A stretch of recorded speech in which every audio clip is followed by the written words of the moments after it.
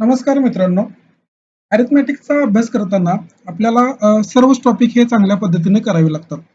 म्हणजे जसं की कोणताही टॉपिक असो, पर्सेंटेज, एजेस, टाईम आणि वर्क, SICI, बोर्ड स्ट्रीम, कोणत्याही टॉपिकची जोपर्यंत आपल्याला त्याच्या बॅकग्राऊंडला जी कन्सेप्ट आहे ती जोपर्यंत समजत नाही, तोपर्यंत तुम्हाला कोणताही टॉपिक, कोणताही म्हणतोय मी, कोणताही टॉपिक असू दे, तर त्या टॉपिक एकदम क्लिअर समजत नाही.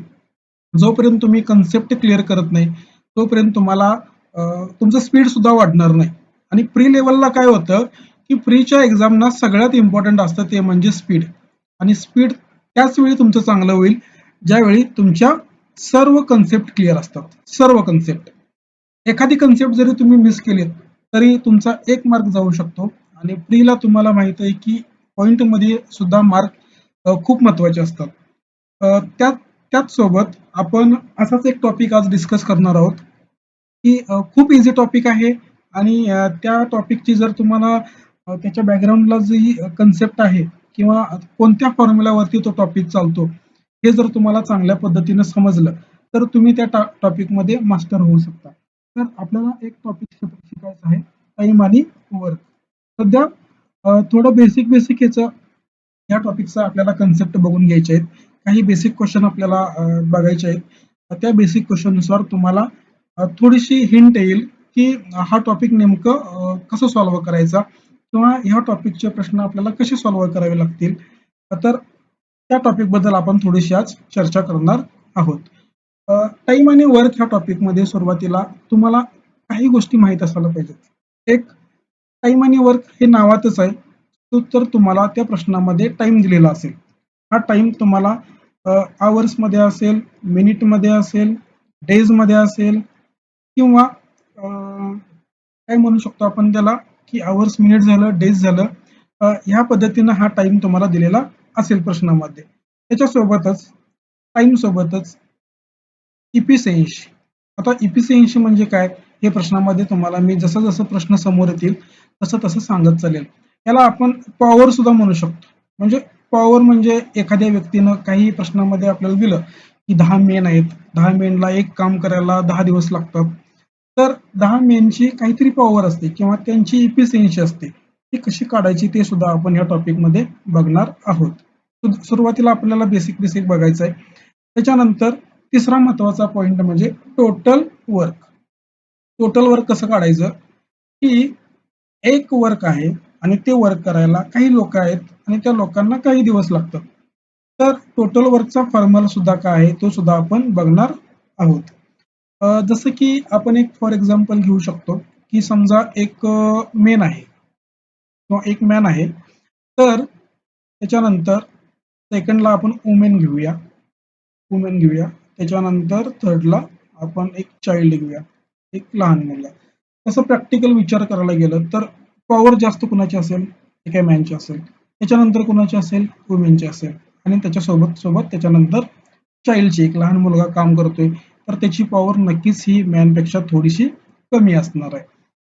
समजा 10 मॅन आहेत आणि 10 मेन आहेत आणि 10 मेनला एक काम करण्यासाठी 20 दिवस लागतात.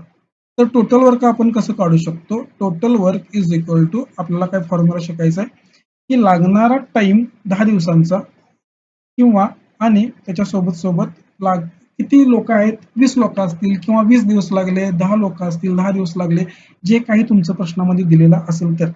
तर ह्या दोघांचा गुणाकार म्हणजे आपलं टोटल वर्क असतं. सेम त्या पद्धतीनं काही वुमेन आहेत. समजा एक 12 वुमेन आहेत आणि त्यांना ते काम करण्यासाठी 5 दिवस लागतात. तर 12 गुणिले 5 60 हे तुमचं झालं टोटल वर्क. ह्याच टोटल वर्कला आपण LCM सुद्धा म्हणू शकतो. म्हणजे टोटल वर्क जर दिलं नसेल तर आपल्याला LCM घ्यावा लागतो. तर हे LCM म्हणजे काय आहे किंवा LCM कसं घ्यायचं हे सुद्धा आपण थोडंसं बेसिक गोष्टी बघणार आहोत. तर त्यासोबतच तुम्ही हा टॉपिक तुमच्या बॅचमध्ये शिकलेला आहात. हे सगळ्यात महत्त्वाची गोष्ट आहे किंवा त्याच्यानंतर काही मॉक देताना तुम्हाला ह्या प्रकारचे ह्या टॉपिकचे प्रश्न तुम्हाला मॉकमध्ये दिसलेले असतील. तुम्ही ते सॉल्व्ह केले असतील. पण तुम्ही तुमच्या पद्धतीनं सॉल्व्ह करताय. मी माझ्या पद्धतीनं कसं सॉल्व्ह करतो किंवा मला कसं सोपं जातं, ह्या गोष्टी मी तुम्हाला इथं काही या टॉपिकमध्ये सांगणार आहे. ते व्यवस्थित तुम्ही एकदा बघून घ्या. व्हिडिओ चालवल्यानंतर स्क्रीन स्टॉप केली, व्हिडिओ स्टॉप केला तरी चालेल. तुम्हाला सॉल्व्ह करता येतं का बघा. तुमची मेथड, माझी मेथड, तुम्हाला जे इझी वाटतं ते घ्या. कारण आपल्याला फक्त इथं कन्सेप्ट क्लिअर करायचे आहे. कोण कसं शिकवतं किंवा आपण कोणत्या सोर्समधून कोणत्या मॉक टेस्टमधून शिकतोय हे इम्पॉर्टंट नाही. आपल्याला फक्त आणि फक्त कन्सेप्ट इम्पॉर्टंट आहे. आपल्याला फक्त कन्सेप्टला धरून चालायचं आहे. टॉपिक कोणताही असो, मी पुन्हा सांगतो, जोपर्यंत तुमची कन्सेप्ट क्लिअर होत नाही तोपर्यंत तो टॉपिक तुम्हाला एकदम इझिली जमत नाही. सगळ्यात बेस आहे की कन्सेप्ट, सगळ्यात महत्वाचं कन्सेप्ट वरच हा प्रत्येक टॉपिक चालत असतो. ठीक आहे, डायरेक्ट आपण प्रश्न बघूया. प्रश्न बघून घ्या आणि तुम्हाला बघा इझी वाटतो का. A is 40% more efficient than B. A and B working together to complete a work in 40 days. Find the number of days taken by B alone to complete the work. आता दोन person आहेत, ए आणि बी. दोन व्यक्ती आहेत. ए is 40% more efficient. मोर इफिशियंटचा अर्थ काय होतो की ए ची पॉवर ही बी ची पॉवर पेक्षा 40% जास्त आहे. समजा मी 100% पकडलं, 100% असं पकडलं, तर ए ची पॉवर किती होईल, 140%. म्हणजे 40% जास्त म्हणजे 100 वर 40%. 100चे 40% मी किती काढले, 40% आले. तर 40 प्लस केल्यानंतर तुमचे किती येईल, 140% येईल. बर, 140% 100 इतक्या मोठ्या व्हॅल्यू घ्यायला चालेल का, तर चालेल, घेऊ शकतो. पण मी याला 7 आणि 5 असं सुद्धा म्हणू शकतो. कारण 100ला जर 20 न भागलं तर 5 येईल आणि 140ला 20 न भागलं तर 7 येईल. 7 आणि 5. ठीक आहे, मी इथे लिहून घेतो इफिशियन्सी. आता हे काय आहे, 7 आणि 5 ही ए आणि बी ला लागणारी इफिशियन्सी आहे. म्हणजे त्यांची काम करण्याची पॉवर किती आहे. ए ची पॉवर ही जास्त आहे आणि बी ची पॉवर थोडीशी ए पेक्षा कमी आहे. तर त्यालाच आपण इफिशियन्सी म्हणू शकतो. बरं, ठीक आहे. ए ला किती दिवस लागतात ते काम करण्यासाठी हे दिलेलं नाहीये. बी ला किती लागतात हे सुद्धा दिलेलं नाहीये. पण दोघांना एकत्र काम करण्यासाठी 40 दिवस लागतात हे मात्र प्रश्नाला आपल्याला दिलेलं आहे. ठीक आहे, दोघांची इफिशियन्सी किती आहे, 7 आणि 5. दोघांची जर इफिशियन्सी मी जर बेरीज केली तर किती होईल, 12 होईल. इथपर्यंत तरी क्लिअर आहे. 7 आणि 5 कारण दोघं एकत्र काम करत असल्यामुळं दोघांची इफिशियन्सीची आपल्याला ऍडिशन करावी लागेल. तर ती किती येईल, 12 येईल. मी तुम्हाला फॉर्म्युला मी आता काय सांगितला होता की total work is equal to लागणारा टाइम गुणिले त्या दोघांची इफिशियन्सी. दोघांची असेल तिघांची असेल, प्रश्नामध्ये जे दिलेले असेल ते. आता टोटल वर्क काढायचं आहे मला. टाइम किती लागतो दोघांना काम करण्यासाठी, 40, आणि इफिशियन्सी किती आहे, 12 आहे. तर दोघांची पॉवर किती आहे, 12. तर 12 गुणिले 40 याचा अर्थ होतो टोटल वर्क आपल्याला मिळालं 480. 480 पॉईंट. आपण असंही देखील म्हणू शकतो, 480 म्हणू शकतो किंवा 480 पॉईंट, जे काय तुमचं असेल ते. तर टोटल वर्क मला भेटलं 480. इथपर्यंत तरी समजलं असावं सगळ्यांना असं मला तरी वाटतं. ठीक आहे, प्रश्नामध्ये काय दिलं की find the number of days taken by B alone to complete the work. आता मला काय प्रश्न विचारला त्यांनी, सेम काम करण्यासाठी बी अलोन म्हणजे बी ला ते एकट्याला काम करायचं आहे, तर बी ला एकट्याला ते काम किती दिवसात तो काम करू शकतो किंवा त्याला किती दिवस लागतील हा माझा प्रश्न आहे. जर सेम मला करायचं आहे, बीचा एकट्याला लागणारे दिवस काढायचे आहेत, तर मी कसं करेन की total work divided by efficiency. तर तुम्ही हा फॉर्म्युला कसा तयार केलात, ह्या फॉर्म्युला तुम्ही कसा तयार केलात, आपल्याला तर हा फॉर्म्युला माहिती आहे. पण एक लक्षात घ्या, आपल्याला टाइम काढायचा आहे. डेज म्हणजे काय, टाइम म्हणजे हा टाइम काढायचा आहे. तर मग इफिशियन्सी ज्यावेळी LHS मध्ये येईल, बरोबर चिन्हाच्या इकडे येईल, तेव्हा त्यावेळी काय होईल, total work divided by efficiency होईल. Total work divided by efficiency. हा डेज म्हणजे टाइम पकडला. तर हा एकाच फॉर्म्युलावरती आपल्याला हा फॉर्म्युला सापडला. त्याच्यामध्ये असं काही वेगळं लॉजिक लावण्याची गरज नाहीये की टोटल वर्क तुम्ही वरती का घेतलं किंवा इफिशियन्सी खाली आपण का घेतलं, ह्या गोष्टी मॅटर नाही करत. जर तुम्हाला हा फॉर्म्युला माहित असेल, तुम्ही बिगिनर्स असाल किंवा ज्यांची नवीन बॅच सुरू झाले, कन्सेप्ट क्लिअर नाही, त्यांच्यासाठी ह्या गोष्टी खूप मॅटर करतात. जे ऑलरेडी मेन्सची तयार करतायत, जे ऑलरेडी यांच्या पुढे निघालेत, त्यांच्यासाठी ह्या गोष्टी एकदम ते शिकून गेलेल्या असल्यामुळे त्यांच्यासाठी ह्या गोष्टी खूप इझी आहेत. पण ज्याला खरंच माहित नाही फॉर्म्युला नेमके कसे असतात, कसे तयार होतात, आपल्याला कोणतीही गोष्ट पाठ करायची नाहीये, पाठांतर करायचं नाहीये, ह्याच्यावरती आपण विश्वास नाही ठेवायचा. आपल्याला फक्त कन्सेप्ट शिकायची. तर हा फॉर्म्युला होता. या फॉर्म्युलाचं मी ह्या फॉर्म्युलामध्ये रूपांतर केलं. म्हणजे हा टाइम काढला, total work divided by efficiency. तर आता काय होईल की टोटल वर्क किती आहे? 480 डिवायडेड बाय इफिशियन्सी कुणाची? हा सगळ्यात महत्वाचा प्रश्न आहे. इफिशियन्सी मी कुणाची घेणार? तर मला प्रश्न काय विचारला होता की बी ला लागणारे दिवस सांगा. तर मी इफिशियन्सी कुणाची घेईल? बरोबर, बी ची घेईल. तर 480 डिवायडेड बाय 5. म्हणजे हे मी 5 कुठून घेतलं? बी ची इफिशियन्सी. तर 480 डिवायडेड 5, 5 नव्हे 45, इथे उरले 3, 5 सक्क 30. बरोबर. तर बी ला सेम काम करण्यासाठी 480 पॉईंटचं काम करण्यासाठी 96 दिवस लागतील. हे तुमचं आन्सर असणार आहे. एकदम इझी कन्सेप्ट आहे, एकदम इझी. एकच फॉर्म्युला आहे. ह्या एकाच फॉर्म्युलावरती अख्खा टॉपिक डिपेंड आहे. जर तुम्हाला कोणत्याही प्रकारचा क्वेश्चन येऊ दे या टॉपिक मधला, तर तुम्हाला ह्याच टॉपिक वरती सॉल्व्ह करायचं आहे. पुन्हा एकदा समजलं नसेल तर तुम्ही पुन्हा एकदा व्हिडिओ बघू शकताय. फक्त अरिथमेटिक शिकताना, कमर्शियल शिकताना सगळ्यात इम्पॉर्टंट मी पुन्हा सांगतो की कन्सेप्ट शिकून घ्या. जोपर्यंत तुम्हाला कन्सेप्ट कळत नाही तोपर्यंत त्या टॉपिकचे पुढचे प्रश्न, ऍडव्हान्स लेवलचे प्रश्न तुम्हाला जमणार नाहीत. सगळ्यात महत्वाचं बेस तुमचा चांगला तयार करा. हे अरिथमेटिक ज्याला चांगलं करायचंय त्याचा बेस चांगला हा हवाच हवा. बाकी बाकीच्या पुढच्या गोष्टी मेन्स लेवलचे प्रश्न तुम्हाला एकदम इझी जमून जाणार आहेत आणि ते सुद्धा एकदम कमी टाइम मध्ये. ते सुद्धा प्रश्न आपण बघणार आहोत. फक्त सुरुवातीला हा एकदम साधा प्रश्न आहे. या एवढ्याशा प्रश्नाला मी जर इतका वेळ लावतोय तर मी फक्त कन्सेप्टवर बोलतोय. फक्त कन्सेप्टवर.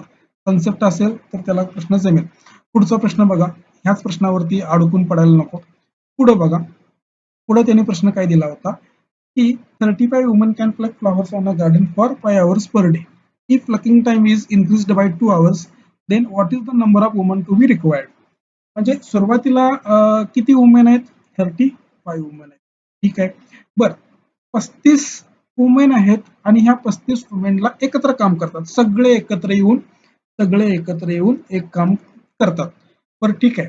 प्रत्येक महिला, प्रत्येक वुमेन किती तास काम करते दिवसाला? 5 तास. म्हणजे प्रत्येक महिलेला 5 तास काम करावं लागेल.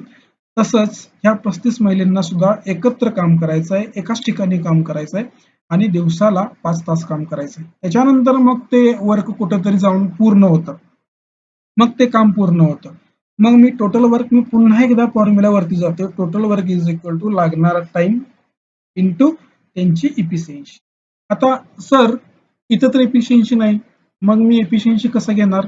इथं तुम्ही एफिशियन्सी कितीही घेऊ शकता, तुमच्या मनाला येईल ते. एक घेऊ शकता, 2 घेऊ शकता, 3 घेऊ शकता. जर एफिशियन्सी दिली नसेल तर आपल्याला तिथं घेतली नाही तरी चालेल. हा बेसिक रूल आहे. ह्याच्यामध्ये आपल्याला टोटल वर्क काढायचा असेल 35 वुमेन, लागणारे 5 तास एका दिवसासाठी. एक दिवस असल्यामुळं मी जर 2 दिवसासाठी जर असं प्रश्नामध्ये दिलं असतं तर याला मी इथं गुणिले 2 केलं असतं. पण ते करण्याची काही गरज नाहीये. कारण आपल्याला एकच दिवस आहे, एफिशियन्सी दिलेली नाही. तर टोटल वर्क काय येईल तुमचं? 35 गुणिले 5. हा गुणाकार करत बसायचं नाही. कारण ज्यावेळी तुम्ही गुणाकार करत बसाल, याचा आन्सर काढत बसाल, तर ह्यात तुमचा टाइम जाणार आहे. याला आहे असंच ठेवा. कारण हे कुठं ना कुठेतरी पुढं कट होणार आहे. कुठे ना कुठेतरी याचं सिम्प्लिफिकेशनचा म्हणजे पुढं तयार होणार आहे आणि हे कट होणार आहे. त्याच्यामुळं गुणाकार करू नका, आहे असं ठेवा.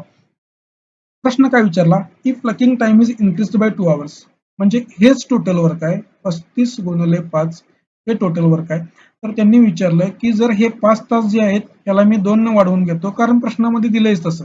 2 तास जर वाढवले, एका महिलेनं जर 5 तास काम न करता 7 तास काम केलं तर किती महिला लागतील? असा प्रश्न होता. मी इथं बरोबर चिन्ह लिहिण्याचं कारण म्हणजे इतक्या पॉइंटचं हे टोटल वर्क आहे. इतक्या पॉइंटचं. मग ते टोटल वर्क कधीच चेंज होत नाही. जसं इकडं पॉइंट असतील, जितक्या पॉइंटचं टोटल वर्क असेल तिकडंच इकडे सुद्धा असेल. फक्त काम किती झालं? किती तासांचं झालं? 7 तासांचं झालं. मग इथं मला वुमेन किती लागतील हा प्रश्न विचारला. मी इथं एक्स पकडतो, कारण मला माहित नाही. जर मी एक्स वुमन पकडल्या तर ह्या एक्स वुमन दिवसाला 7 तास काम करतात आणि ते काम संपवतात. हाच प्रश्न विचारलाय, आपल्याला x ची व्हॅल्यू काढायची आहे. तर RHS मध्ये असलेले 7 लेफ्ट साईडला आल्यानंतर हे डिवाइड होईल, म्हणजे 35 गुणिले 5 divided by 7 is equal to x. x म्हणजे लागणाऱ्या उमेन. तर 7 एके 7, 7 5 35, 5 गुणिले 5 25, x ची व्हॅल्यू तुमची किती येईल? 25. तर हे 25 काय झालं? जर 2 तास वाढवले, 5च्या ठिकाणी 7 तास केले आणि एका महिलेला जर 7 तास काम करायला लावलं, तर महिला किती लागतील? नक्कीच या महिला या 35 पेक्षा कमी असणार आहेत, ही आपल्याला गोष्ट चांगली कळायला पाहिजे. 35 पेक्षा जर आन्सर जास्त येत असेल तर तुमचा आन्सर कुठेतरी चुकतंय. कारण एका महिलेची काम करण्याची पॉवर वाढली. जिथे एक महिला 5 तास काम करत होती, तीच महिला 7 तास काम करते, तर नक्कीच काम सुपर फास्ट होणार आहे. जर काम तुमचं फास्ट होत असेल तर महिलांची संख्या सुद्धा नक्कीच कमी होणार आहे. आधी 35 होत्या, आता किती लागल्या? 25. हे तुमचा आन्सर असणार आहे. इथं सुद्धा पुन्हा काय कामाला आली? कन्सेप्ट कामाला आली. टाइम आणि वर्क, टाइम गुणिले efficiency is equal to total work. ह्या गोष्टी समजल्या. इफिशियन्सीची गरज लागली नाही. ह्या टाईपच्या प्रश्नामध्ये इफिशियन्सी गरज लागत नाही. फक्त कन्सेप्ट समजून घ्या. तास वाढले, वुमेन कमी झाल्या. ही कन्सेप्ट इथं पुन्हा एकदा तुम्हाला समजून घ्यावी लागेल. ठीक आहे, पुढचा प्रश्न बघा. पुढच्या प्रश्नामध्ये आपल्याला काय दिलंय ते पण बघून घेऊ. Pipe P and Q together can fill the tank in 24 minutes and pipe Q and R can fill the tank in 60 minutes and 30 minutes respectively.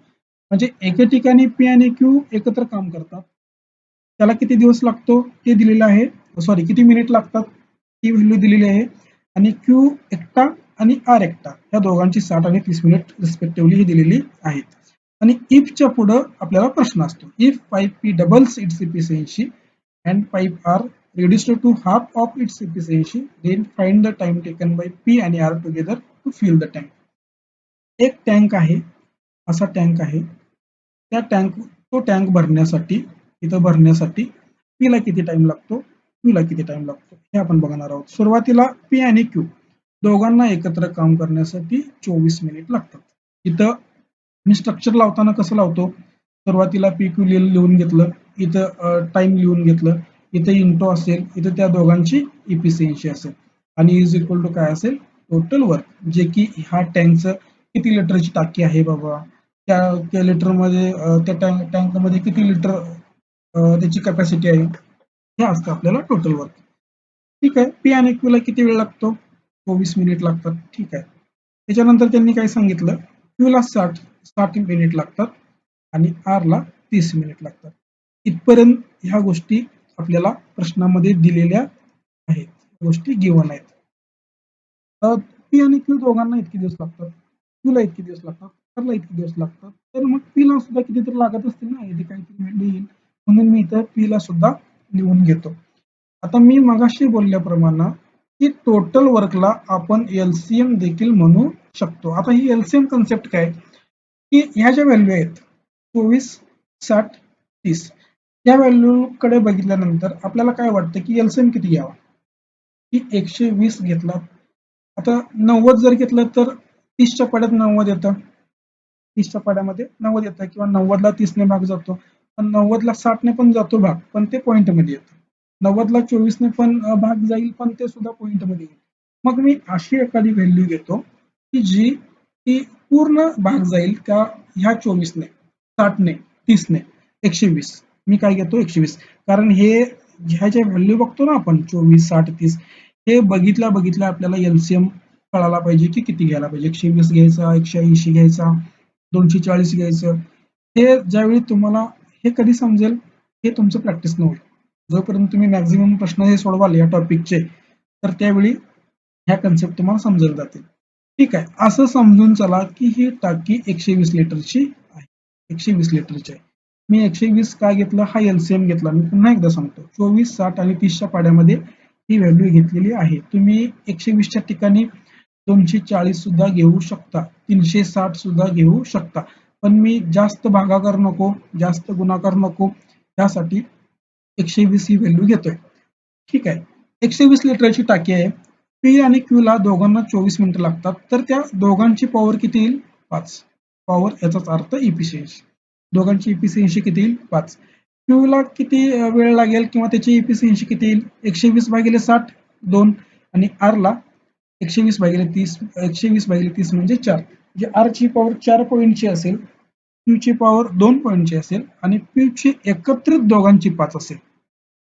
पण क्यू ची तर 2 आहे ना. इथं इथं सरळ सरळ आपण काढून घेतलंय क्यू ची इफिशियन्सी किती आहे 2 आहे, पण पी आणि क्यू ची 5 आहे. मग पी ची किती येईल तर 3 येईल, कारण दोघांची 5 आणि क्यू ची 2, तर याचा अर्थ पी ची इफिशियन्सी किती येईल 3. जर मला प्रश्नामध्ये असं विचारलं असतं की पी एकट्याला जर ते काम करायचं आहे किंवा पी ला एकट्याला ती टँक भरायचा आहे 120 लिटरचा टँक, तर किती वेळ लागेल, तर मी कसं काढेन 120/3 म्हणजे total work divided by P ची पॉवर, पी ची इफिशियन्सी 120/3 हा पी ला किती वेळ लागेल 40 मिनिटं लागतील. पण आपल्याला प्रश्नामध्ये हे विचारलेलंच नाहीये. जर विचारलं असतं तर मी पी ची व्हॅल्यू पी चा लागणारा टाइम काढून घेतला असता. आता त्यांनी प्रश्नामध्ये प्रश्न कसा फिरवला, प्रश्नाची लेंथ कशी वाढवली, ह्या टाईपचे प्रश्न पीओच्या प्री लेवलला सुद्धा असे प्रश्न बघायला मिळतात. कदाचित क्लर्क मेन्सला सुद्धा असे प्रश्न, या टाईपचे प्रश्न बघायला मिळतील. इझी असेल, आरआरबी क्लर्क असेल थोडेसे इझी असतील क्वेश्चन, असा या प्रकारचे प्रश्न तुम्हाला थोडेफार बघायला मिळतील. If pipe P double seats efficiency म्हणजे पी ची इफिशियन्सी किती आहे, आता पी काय करतो याची इफिशियन्सी वाढवतो 6 करतो, कारण डबल होईल 3 गुणिले 2 म्हणजे डबल करून घेतली 6. And pipe are reduced to half of its efficiency म्हणजे आर काय करतो, आर ची इफिशियन्सी 4 आहे, आता त्याला ती हाफ करायची आहे, मी काय करतो भागिले 2 करतो आणि इथं लिहितो 2, म्हणजे आर ची इफिशियन्सी आली 2 आणि पी ची आली 6. हे वाढवून घेतलं. इथपर्यंत तरी समजलं. इफच्या पुढं आपण गेलो आणि हे काढून घेतलं. ठीक आहे. देन आता नंतर पुढे काय सांगितलं की then find the time taken by pipe P and R together to fill the tank. जर पी चं इफिशियन्सी वाढवली, आर ची कमी केली, तर दोघांना एकत्र काम केल्यानंतर ती टाकी किती मिनिटांमध्ये भरेल असा त्याने प्रश्न विचारला होता. मी पुन्हा एकदा फॉर्म्युला तयार करतो की लागणारा time is equal to total work divided by दोघांची इफिशियन्सी. टोटल वर्क म्हणजे लिटर, टोटल वर्क म्हणजे एलसीएम, टोटल वर्क म्हणजे त्या टँकची कॅपॅसिटी, तर किती आहे 120 डिवायडेड बाय दोघांची इफिशियन्सी. दोघं म्हणजे कोण, पी आणि आर, कारण दोघांना कंडिशन दिली होती प्रश्नामध्ये 6 आणि 2 8, 120/8 त्याचा आन्सर किती येईल 15. जर पी ने त्याची इफिशियन्सी वाढवली, आर ने त्याची इफिशियन्सी कमी केली, तर 120 लिटरची टाकी भरण्यासाठी त्यांना 15 मिनिटे लागतील, जे की तुमचं ऑप्शन सी हे आन्सर असणार आहे. इतकं डिटेल सांगण्याची एकच महत्वाची गोष्ट, एकच कारण आहे की ती तुमची कन्सेप्ट ही जर कुणाची राहिली असेल किंवा जर कुणाला कळत नसेल तर ती एकदम डिटेलमध्ये तुमच्या डोक्यामध्ये फिट झाली पाहिजे. याच्यासाठी मी इतकं डिटेल सांगतोय. तसं बघायला गेला तर हा 1 मिनिटाचा प्रश्न आहे, 1-1.5 मिनिटामध्ये तुमचा आन्सर येऊन जाईल, 1.5 मिनिटं सुद्धा लागत नाही. पण डिटेलमध्ये सांगतोय कारण प्रत्येकाला ही कन्सेप्ट कळली पाहिजे. ज्याची कन्सेप्ट क्लिअर नाही त्यांनी कन्सेप्टवर काम करा, नक्की काम करा आणि तुमचं स्पीड आपोआप वाढेल. पुढचा प्रश्न बघूया. पुढच्या प्रश्नामध्ये काय दिलं होतं तो प्रश्न बघू की गोकी, सावी अँड कानी together can complete the work in 15 days. आता इथं 3 मेंबर आहेत, जी, एस आणि के, हे मी शॉर्ट फॉर्म मध्ये सांगतोय, गोकी, सावी अँड कानी. तर लिहिताना सुद्धा मी काय करेन, जी, एस आणि के ह्या तिघांना किती वेळ लागतो 15 days लागतात. ठीक आहे, इथपर्यंत तरी समजलं असेल. And the ratio of efficiency of Goki and Savi is 3:2. ठीक आहे, जी आणि एसचा आपल्याला त्यांची पॉवर दिली किंवा त्यांची इफिशियन्सी दिली, किती आहे 3:2, आपण असं मराठीमध्ये म्हणू शकतो. If Goki and Savi together complete the work in 18 days. आता इथं पुन्हा एकदा त्यांनी काय सांगितलं, प्रश्नामध्ये काय दिलं, Goki and Savi together can, जर त्याने एकत्र काम केलं तर त्यांना 18 days लागतात, 18 दिवस लागतात. ठीक आहे, इथपर सुद्धा समजलं. देन हाऊ मेनी डेज कानी and Savi together to complete the work. प्रश्नामध्ये तरी इतकंच दिलंय, अजून त्यांचा एक रेशो दिलाय ते पण आपण बघणार आहोत. रेशो कोणाचा दिला होता, गोकी आणि सावीचा. ठीक आहे, 15 आणि 18 बघितल्यानंतर टोटल वर्क म्हणजेच एलसीएम आपण किती घेऊ शकतो, 15 आणि 18च्या पाड्यातली एखादी व्हॅल्यू तुम्ही सांगा जी आपल्याला इथे घेता येईल.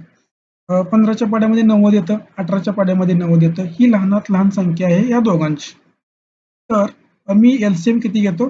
90 घेतो. 180 घेऊ शकताय, 270 घेऊ शकताय. पण इतक्या मोठ्या व्हॅल्यूकडे जाण्याची काही गरज नाही. जी लहान व्हॅल्यू असेल ती लहान व्हॅल्यू तुम्ही घेऊन टाका 90. तर याची इफिशियन्सी येईल 15 90. जी-एस-के ह्या तिघांची एकत्रित इफिशियन्सी किंवा तिघांची एकत्रित पॉवर आपण 6 म्हणू शकतो. जी आणि एसची किती येईल? 5 येईल. पण जी आणि एसचा इफिशियन्सीचा रेशो आपल्याला इथं 3:2 दिलेला आहे. 3:2. तर 3 घेतो आणि इथं 2 घेतो. पण दोघांची इफिशियन्सी 5 आहे आणि इथं सुद्धा दोघांची इफिशियन्सी 5 आहे. म्हणजे हा रेशो आपण घेतलेल्या इफिशियन्सीला मॅच झाला. म्हणजे हे सर्व आपल्याला आपण सगळं सेम झालं असं म्हणू शकतो. कारण जी-एसचा आपण इफिशियन्सी बघितलं तर 5 आहे आणि हा रेशो सुद्धा 5चाच आहे. त्याच्यामुळं हे सगळं एकत्र केल्यामुळं हे आपल्याला सर्व गोष्टी मॅच झाल्या. आता जी-एसची इफिशियन्सी 5 आहे आणि जी-एस-केची इफिशियन्सी 6 आहे. तर राहिलं कोण? के. तर केची इफिशियन्सी मी किती म्हणू शकतो? बरोबर आहे 1 म्हणू शकतो. कारण जी-एस 5 आणि जी-एस-के 6 म्हणजे कोण राहिलं? के राहिला. तर केची इफिशियन्सी 1. इथपर्यंत गोष्टी तुम्हाला समजल्या असतील, इथपर्यंत गोष्टी तुमच्या क्लिअर असतील मी असं समजतो. मला जी ची इंडिव्हिज्युअल इफिशियन्सी भेटली, एस ची इफिशियन्सी भेटली, के ची इफिशियन्सी भेटली आणि सोबत सर्वांचं टोटल वर्क आणि एलसीएम सुद्धा भेटला. तर मला प्रत्येकाला जी ला किती टाइम लागतो, एस ला किती टाइम लागतो आणि के ला किती टाइम लागतो, ह्या जर प्रश्न मला विचारले तर ते प्रश्न मी अगदी इझी, अगदी आरामात सॉल्व्ह करू शकतो आणि मी माझे मार्क परीक्षेमध्ये मिळवू शकतो. पण त्यांनी काय सांगितलं की if Goki Savi together can complete the work in 18 days, then how many days कानी and सावी टुगेदर. आता आपल्याला कोणाला एकत्र काम करायला सांगायचं आहे? के आणि एस ला, कानी आणि सावी. तर के आणि एस ची इफिशियन्सी किती आहे? के ची इफिशियन्सी 1 आणि एस ची 2. तर दोघांची एकत्रित पॉवर किती झाली? 3 पॉईंटची किंवा त्यांची पॉवर किती झाली? 3. तर आपल्याला प्रश्न असा सोडवा करावा लागेल की आपल्याला टाइम काढायचा आहे. Time is equal to total work. मी आता प्रत्येक ठिकाणी फॉर्म्युला लिहित नाही बसणार. हे तुम्हाला आता शिकून घ्यावं लागेल. टोटल वर्क किती आलं? 90 डिवायडेड बाय के आणि एस. के आणि एस ची इफिशियन्सी किती आली? 2 आणि 1 3. म्हणजे 90 भागिले 3 याचा आपला आन्सर किती येईल? 30. तर आपला बरोबर आन्सर हा option C. X men can complete a work in 6 days and x 6x divided by 5 women can complete a same work in 8 days and 3x divided by 5 children can complete the same work in 8 days. ठीक आहे. Variable आहेत. सुरुवातीला आपण काय करू? X main आहेत. X main आहेत. त्यांना टाइम किती लागतो? 6 दिवस लागतात. ठीक आहे. 6x divided by 5 women. आता 6 भागिले 5 मी काय म्हणू शकतो? 1.2 म्हणू शकतो ना. 1.2 एक्स ह्या कोण आहेत? वुमेन आहेत. त्यांना किती लागतो टाइम? 8 दिवसांचा. ठीक आहे. हे सुद्धा लिहून घेतलं. And 3x divided by 5 children. 3x divided by 5 चा अर्थ काय होतो? की 3 भागिले 5 म्हणजे 0.6. 0.6 एक्स ह्या कोण आहेत? वुमन आहेत. त्यांना टाइम लागतो 8 दिवसांचा. पुढे काय दिलं? 15 main, 16 women and 4 children together can complete the work in 2 days. म्हणजे हेच काम करण्यासाठी 15 मेन असावे लागतील, 16 वुमेन असावे लागतील आणि 4 चिल्ड्रन असावे लागतील. या सगळ्यांना एकत्र जर 2 दिवस काम केलं तर हे पूर्ण काम काय होतं? पूर्ण होतं. हा टोटल वर्क आहे, हे टोटल वर्क आहे, हे टोटल वर्क आहे. तर मी याला इज इक्वल टू असं म्हणू शकतो. ठीक आहे. इक्वेशन सॉल्व्ह करून घेऊ. पुढं काय होतं बघू. इफिशियन्सी कुणाची भेटते बघू. एक्स आहे, एम आहे, 6 आहे. तर याची व्हॅल्यू कशी येईल? की 6m. मी एम का घेतलं, एक्स का घेतलं नाही? कारण एक्स इथं कॉमन आहे, इथं कॉमन आहे, इथं कॉमन आहे. तर त्याला आपण एक्सला कॅन्सल केलं तरी चालेल. 6m is equal to 1.2 into 8 किती येईल? 12×8 = 9.6 women is equal to 0.6 into 8 4.8 children. इथं चिल्ड्रन असेल, इथे चिल्ड्रन असेल. ठीक आहे. 4.8 चिल्ड्रन. समजा फक्त सुरुवातीला इथं लक्ष द्या. 6 divided by 9.6 is equal to women divided by men. 9.6 ला मी LHS मध्ये घेऊन आलो आणि मेनला RHS मध्ये घेऊन आलो. ठीक आहे. आता इफिशियन्सी कशी होईल यांची 9.6 असल्यामुळे इथे 12×5 = 60, 12×8 = 96 is equal to women divided by men. हा रेशो आला मेन आणि वुमेनचा.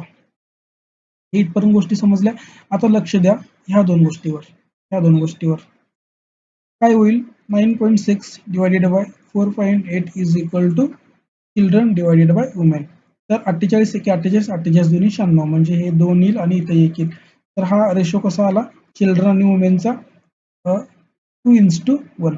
पण वुमेन तर 5 आहेत ना, मग इथं वुमेन 1 आहे, मग ह्याला मी जर 5 मध्ये कन्वर्ट करून घेतलं तर इथं 5 होईल आणि इथं 10 होईल, कारण गुणिले 5 केलं. चिल्ड्रनच्या पण इफिशियन्सी काय होतील 10 डिवायडेड बाय 5.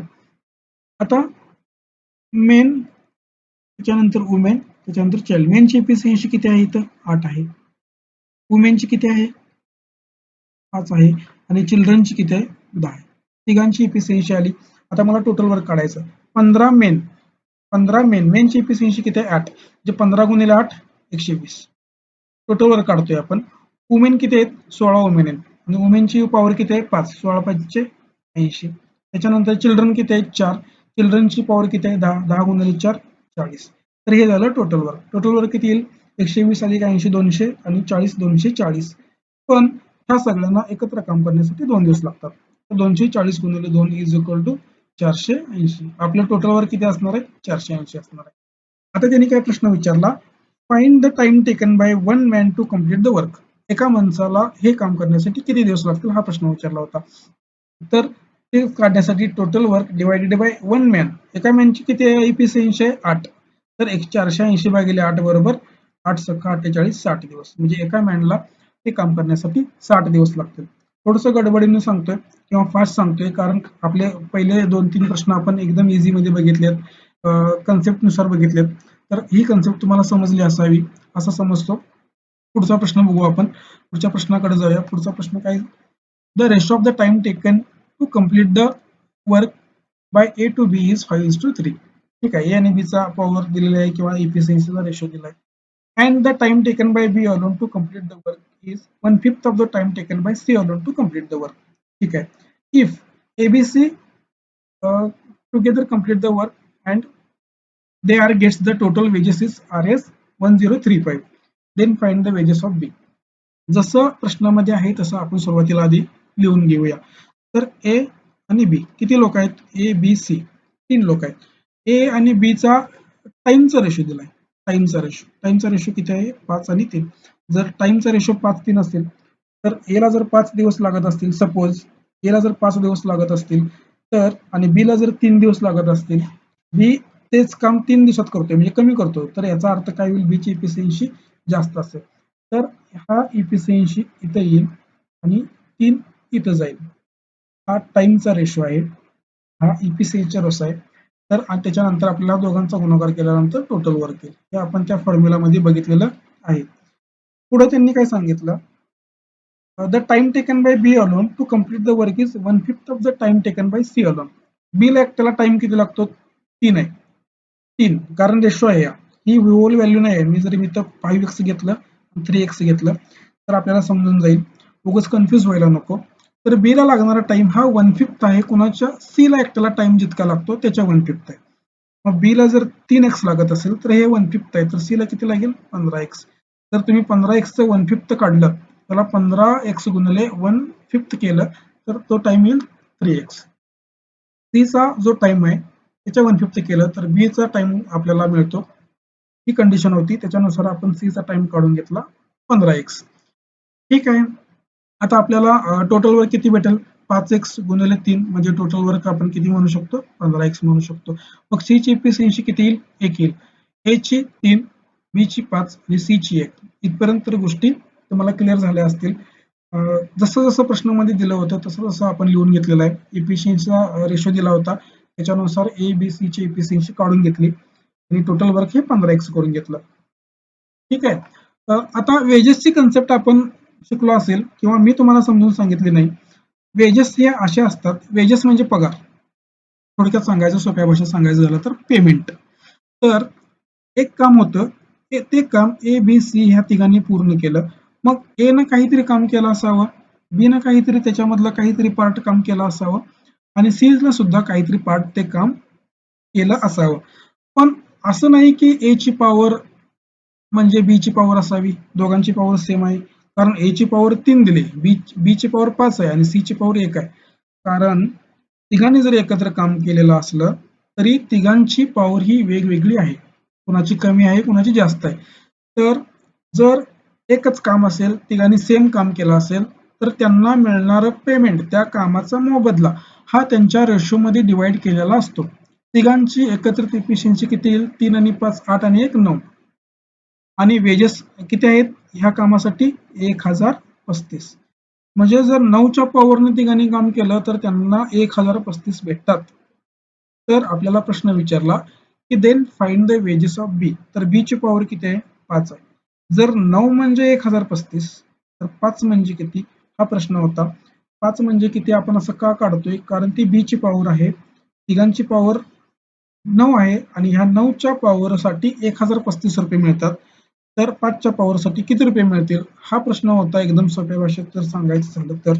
तर 9चं 1035 म्हणजे किती कितपट केले? 9 एके 9 उरला 1, 9 एके 9 उरले 4 आणि 9 5 45. 115 पट. तर 5ची सुद्धा 115 पट जर मी केली, 15 5 75, तर 575 RS हे B ला मिळणार आहेत त्याच्या कामाच्या बदल्यात. जर ए ला जर काढायचे असते तर 9 पैकी 9 साठी 1035 तर 3 साठी किती? असा प्रश्न आला असता. सी साठी जर काढायचे म्हणले तर 9 साठी 1035 आणि तर सी साठी किती? तर सी साठी सुद्धा आपल्याला त्याच्या मिळणारा कामाचा मोबदला, तर सी साठी सुद्धा आपल्याला भेट काढता आला असता. कारण सी ची जर पॉवर कमी आहे तर त्याला पेमेंट सुद्धा कमी मिळणार आहे. कारण जर कामच केलं ना तर पेमेंट कुठून मिळणार आहे? असं ही कन्सेप्ट त्याच्या पाठीमागे आहे.